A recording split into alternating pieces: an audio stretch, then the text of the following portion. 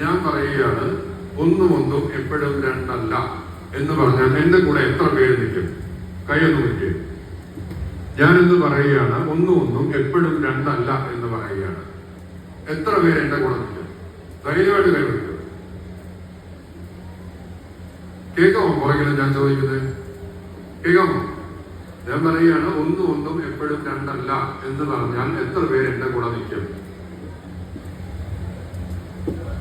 Yes, okay. 11 എന്ന് പറഞ്ഞു. അങ്ങനെയല്ല, it's good. That is A different thinking. Great. Okay, ഞാനൊരു കാര്യം ചോദിക്കട്ടെ.